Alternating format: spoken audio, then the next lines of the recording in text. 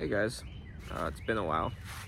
I was on vacation recently for about a week, and it's been long enough that all the leaves behind me grew.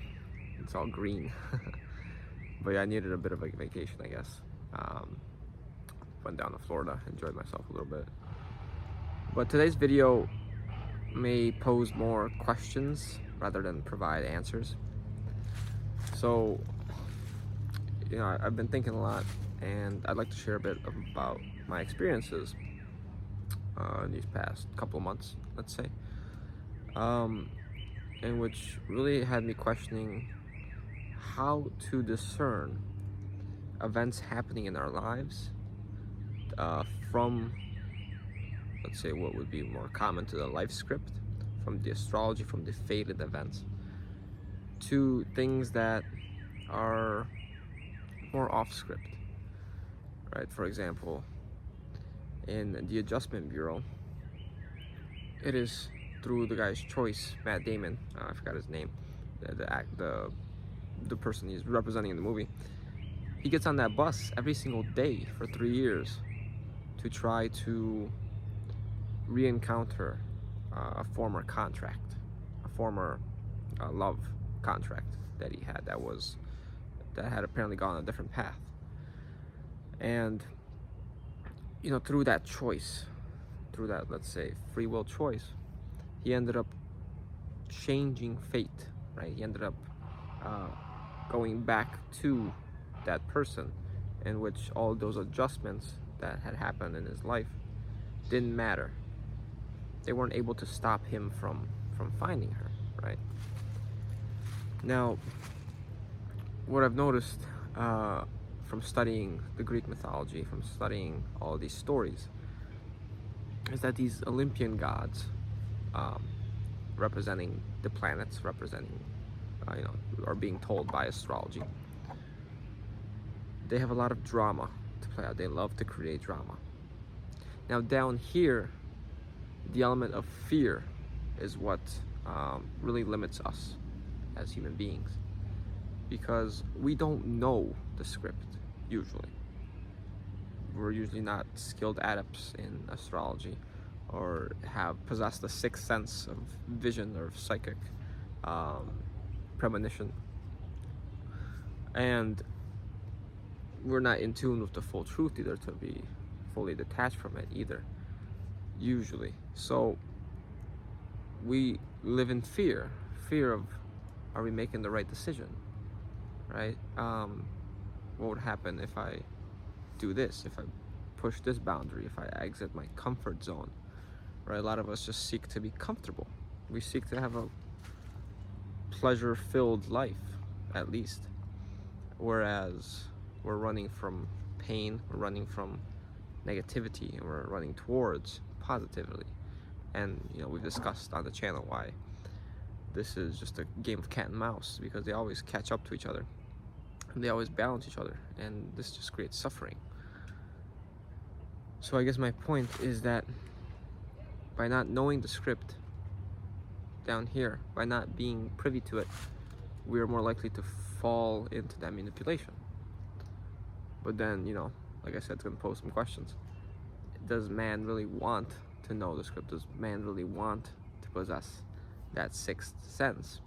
Now, in the book, Can You Stand the Truth?, it talks about skipping the sixth sense altogether, or rather, denying it, rejecting the gift from the demiurge. Because going back to Plato's cave, to be able to know which shadows appear on the wall ahead of time, or to have an inkling towards it, to have the premonition, or to develop tactics, or to develop a strategy in which says, yeah, based on these previous shadows, I think I understand that this is what's going to happen next. Now, this is something I do. I put to use with my numerology and my astrology. But it is not the ultimate truth. Those are still shadows. You're still in Plato's cave. That is not the way out. But it can help to prevent manipulation. It can help to understand, hey, this planet is currently transiting for me in this house. I need to be aware of the energies that I'm feeling. I need to be aware of the decisions that I'm making, of the impulses, of the desires pulling me towards a specific script. Because if I let myself go, the script will play out in this fashion, right? And going back to my point about the Olympian gods, they love to create these dramas. If you study the mythologies, it's always, oh, this god stole this other god's woman, and then they went to war, and then they killed each other, and then, I don't know, someone got taken to the underworld, and someone got saved, and oh, he lost his father because he was very greedy and egoic, right? It's always playing on these lower desires, and that's what creates drama. That's what creates the ups and downs, right? The incredible joy and ecstasy that they feel once they realize their goal, once Odysseus conquers the giant or the Cyclops, yet only to come home and find his father had died because he forgot to change his masts on the boat. See how they just love to create that drama, and they do the same things in our lives.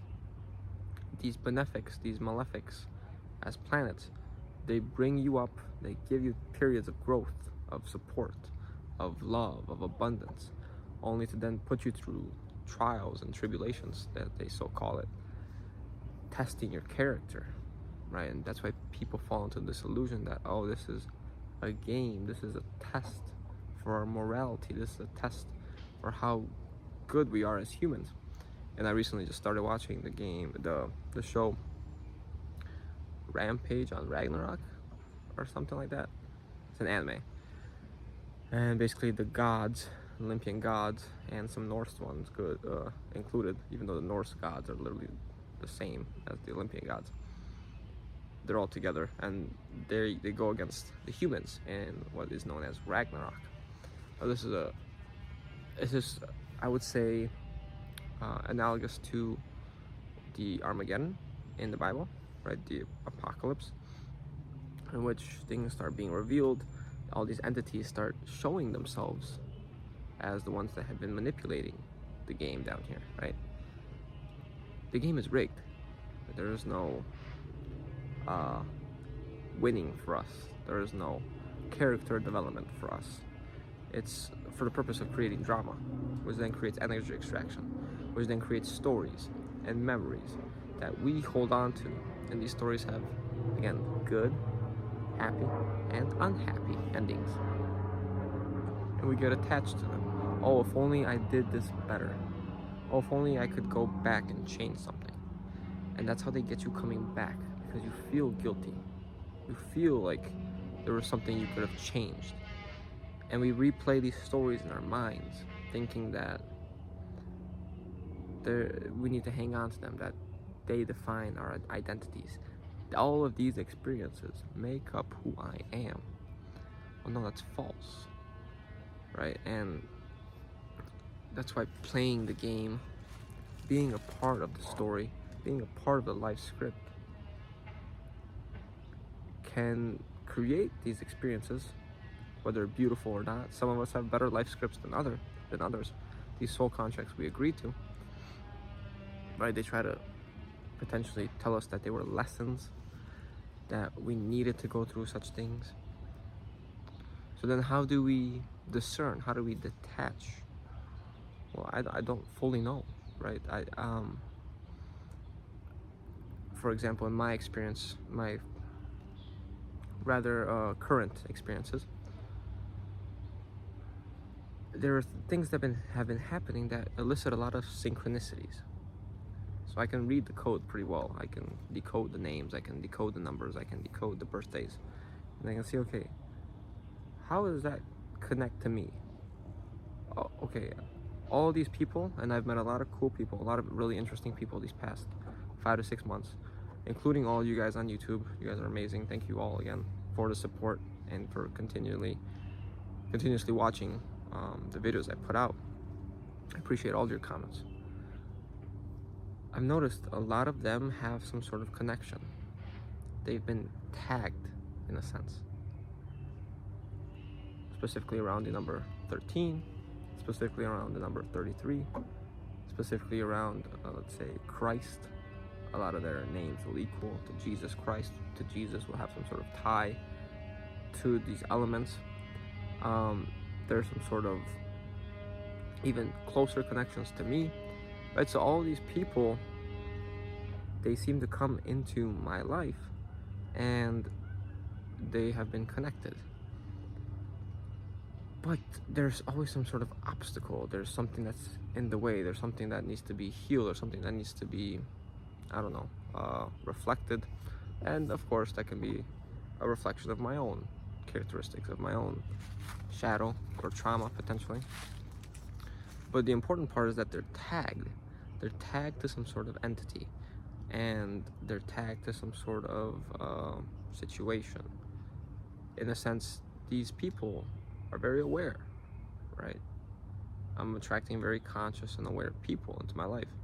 And now it's been very similar beliefs as well. It's not like, completely way out there. And even though you're a very spiritual and aware person, we believe very different things. No, it's like, we're lining up very, very similarly. So is it that they are, in a sense, tagged by the matrix, by the demiurge itself, just like I may be? Like I said, the number 13 is very privy in my life. Were we kind of kept the watchful eye over? Okay, so I just mentioned I, so now I gotta talk about it. What's been happening to me is that I've been seeing a lot of eyes recently. Now, I've been trying to decode it, okay? Just singular eyes, just not like the double, just the one eye. And again, it's connected to the 13 as well, because if you look on the back of the $1 bill, we have the staircase, right? So on the back of the $1 bill, we have the 13 steps, the 12 steps leading up to the 13th, where the eye is. We have the eye of Sauron. We have the eye of Ra. We have a eye, an eye, right? The eye in the pyramid. We've discussed this before. So naturally, my conclusion is, the Matrix is really watching me. Now others may think, hey, no, that's Sophia. Sophia is the matrix, the Ma's tricks, the womb, the one that's encasing everything. I don't know. Is Sophia the demiurge itself? Are they separate beings? How are they connected? I've noticed that just the 7 being Lucifer's number, in my opinion. Everything here is structured in 7s and 13s. 13 is also very connected, and 33. 7 other 7s that I've observed, myself included, have some sort of connection with their mothers, in which they then attract mother-like figures as their partners, let's say, kind of like the demiurge with Sophia, right? So the demiurge, let's say, was traumatized by its lack of mother, by its situation. So it then is attracting, or it then has some sort of a complex in which it seeks out a relationship with its mother. Very similar to Odysseus, right? He avoided his fate only to marry his mother. So again, the life scripts, right? They're very tied, and these are the things you need to be aware of to understand what exactly is happening in your life, which entities are playing a major influence in your life, and what are the patterns that have been set forth for you so that you can break them, right? In the Truman Show, fear was a big thing for him regarding the ocean, right? There are many patterns created around that, and only when he was able to, or willing to leave his comfort zone, is when he was able to exit that full matrix, not just the smaller ones of his friends, his family, and everyone around him being actors. And in the movie Defending Your Life, same thing. Throughout his whole life, they were showing him in his life review how fearful he was of standing his ground, of showing authority, showing sovereignty. Yet after his death is when he finally beat that fear, right? And I mentioned how down here they use fear to keep us in check. Yeah, up there they use a false version of love, a very romantic love, and that's how he's switched. Right? He polarized to the other side.